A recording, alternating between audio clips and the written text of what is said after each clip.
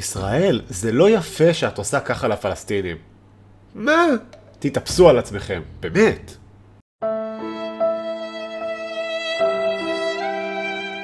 מה זה, ישראל? למה את עצובה? אף אחד לא אוהב אותנו. אולי זה כי אתם יהודים?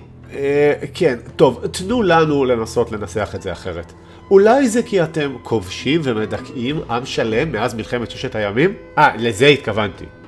שכבשתם ודיכאתם אותנו, לא, זה לא כי אתם יהודים. תראו, באמת שהדבר האחרון שבא לנו לעשות כל היום זה להתעסק עם הערבים הפלסטינים, אבל אין לנו ברירה. אם לא נעשה את זה, הם יפגעו בנו כל הזמן. הם לא רוצים אותנו פה. אם לא נעיף אתכם, אתם תמחקו אותנו סופית. הנה, אתם רואים? זו בדיוק הבעיה. הגישה הזו. לא הספיק להם שחתמנו על הסכמי אוסלו ונתנו להם לשלוט על עצמם כישות ריבונית, אבל לא באמת ריבונית. אנחנו סוף סוף מכירים בקיומם. אבל הם מנסים להעיף אותנו מפה. ישראל, כל העולם חושב שאתם צריכים להוכיח שאתם מוכנים לוויתורים כואבים על מנת שהמשא ומתן הזה יוכל להתקדם לאנשהו. כחלק מהסכמי אוסלו, עברה רצועת עזה תחת סוג של שליטה של הרשות הפלסטינית, אבל זה לא בדיוק הביא שקט ושלום. התקפות פלסטיניות קרו כל הזמן נגד מטרות של צה"ל שהיו ברצועה, וכמובן גם נגד מטרות אזרחיות. למה מטרות אזרחיות? כי אחרי מלחמת ששת הימים, כשישראל כבשה את רצועת עזה, היא הקימה בה התיישבויות יהודיות.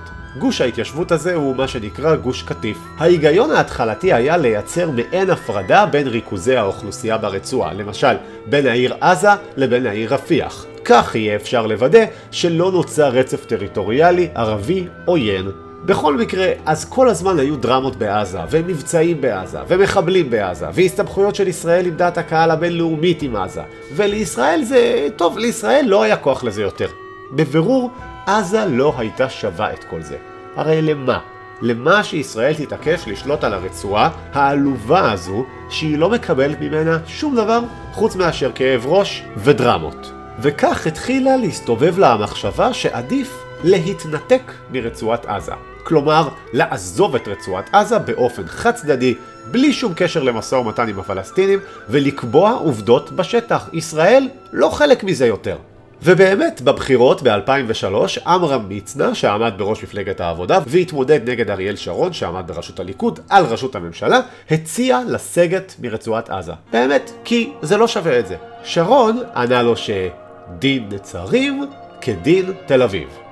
נצרים זה היישוב הזה, כאן, כן? אתם יודעים, הרעיון הזה של התנתקות מתחיל להישמע כמו רעיון ממש טוב. כאילו, מה אכפת לנו? באמת. נצא מעזה, נשאיר אותה לפלסטינים, לא נהיה אחראים יותר למה שקורה שם, יפסיקו פיגועים נגד ההתיישבויות, יפסיקו פיגועים נגד כוחות צה"ל. באמת, למה לנו הסיבוך הזה? כן, גם ככה אנחנו לא מצליחים לעשות משא ומתן עם הפלסטינים, אי אפשר להתקדם איתם לשום מקום. מהלך של התנתקות הוא מהלך חד צדדי, לא צריך הסכמה שלהם. אנחנו קובעים את התנאים, לא הם. כן, ואז אף אחד לא יוכל יותר להגיד לנו שאנחנו אחראים לגורל הפלסטינים, או לסבל שלהם, כי הם יהיו אדונים לעצמם, ולא נהיה צריכים לשמוע מהם יותר. זו התנתקות מהפלסטינים, מה יותר טוב מזה?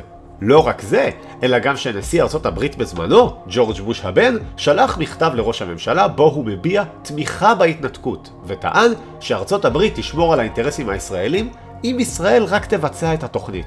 דברים כמו שמירה על גושי ההתיישבות ביהודה ושומרון, דחיית זכות השיבה של הפלסטינים וגבולות ברי הגנה לישראל, כל הדברים האלו שישראל כל כך רוצה. שיו, ראיתם את המכתב הזה שבוש שלח לי? כן, אוקיי. זו ראיית הזהב. מה זאת אומרת, אדוני ראש הממשלה? שכדאי ללכת על ההתנתקות. בגלל המכתב? יש המון סיבות בעד, אבל המכתב חותם את זה. ארצות הברית איתנו. רגע, אבל אין פה התחייבות אמיתית. זה סתם מכתב, זה לא מחייב את הממשל האמריקאי בכלל. בטח שזה מחייב. אוקיי, אז האם זה מחייב גם את הממשל האמריקאי הבא? כלומר של הנשיא הבא?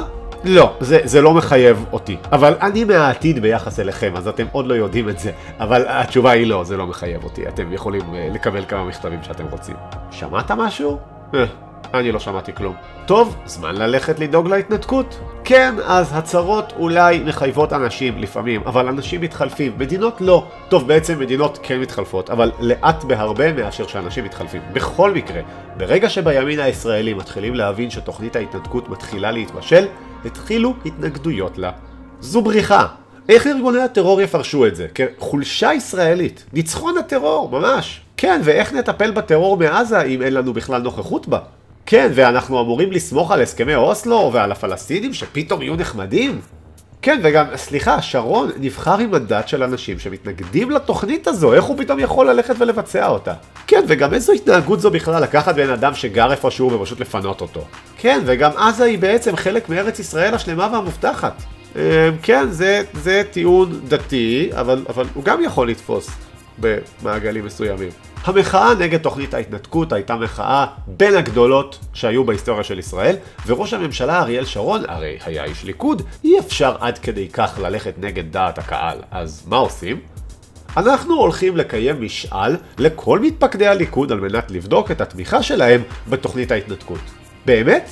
ואתה תפעל לפי התוצאות של המשאל הזה? אני מבטיח שתוצאות המשאל יחייבו את כל נציגי הליכוד, ואני בראשם. אוקיי, בואו נשלח את המשאל. והנה, חזר המשאל. וואו, אנחנו מהירים פה. מה התוצאות אומרות? אוקיי, רוב מתפקדי הליכוד הם נגד תוכנית ההתנתקות שלך. אוי. טוב. כן, זה היה טוב, כל עוד זה נמשך. נשנה אותה. רגע, מה? נשנה את התוכנית. במקום תוכנית ההתנתקות, נעשה את תוכנית ההתנתקות המתוקנת. הנה, זו ההצעה החדשה שלי. אוקיי, כבוד ראש הממשלה, ההצעה החדשה הזו היא כמעט אותו דבר כמו הקודמת. רק שינית פה קצת את המועדים ואת הפיצויים, אבל התוכנית היא אותה תוכנית, אין פה שינוי מהותי. בסדר, המתפקדים לא אישרו את הנוסח הקודם, אז הנה נוסח אחר. אוקיי, ואתה הולך להעביר אותו גם למשאל? אני נראה לך אידיוט. לא. אחרי דרמות רבות מאוד בפוליטיקה ובציבור, תוכנית ההתנתקות עברה בכנסת. לתושבים נמסרו צווי פינוי, היו כאלה שהתפנו, אבל היו גם כאלו שהיה צריך לפנות בכוח, שזה אומר בדיוק מה שזה נשמע. תופסים אותם ומעמיסים אותם. וכך, בקיץ של שנת 2005, פונו משטח רצועת עזה כל היהודים וכל המוצבים הצבאיים של ישראל. כן, ותוכנית ההתנתקות גם כללה פינוי של כמה יישובים בצפון השומרון, אבל עיקר המשקל פה היה על רצועת עזה, בכל מקרה.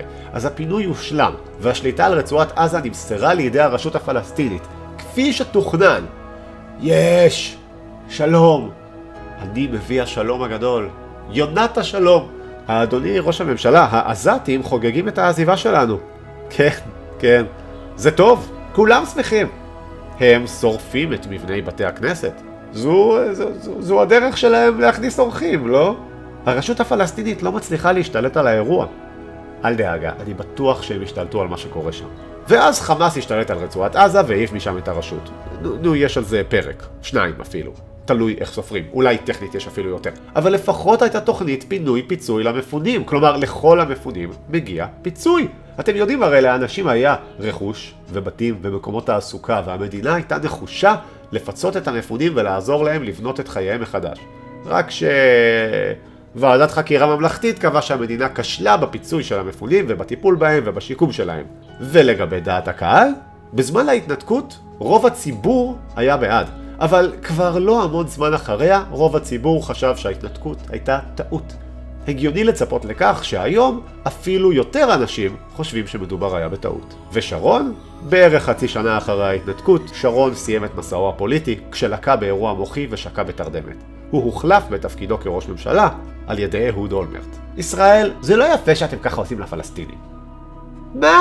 אז בשביל מה עשינו את כל הסיפור הזה? פינינו את עזה, זהו, אנחנו לא אחראים יותר למה שקורה שם. אתם כן, כי אתם מטילים עליה סגר, ובפועל שולטים במרחב הימי והאווירי שלה. כי חמאס ארגון טרור שהשתלט על הרצועה, אנחנו חייבים להגן על עצמנו. כן, אבל חמאס הוא רק ארגון טרור כי אתם מתנהגים לא יפה.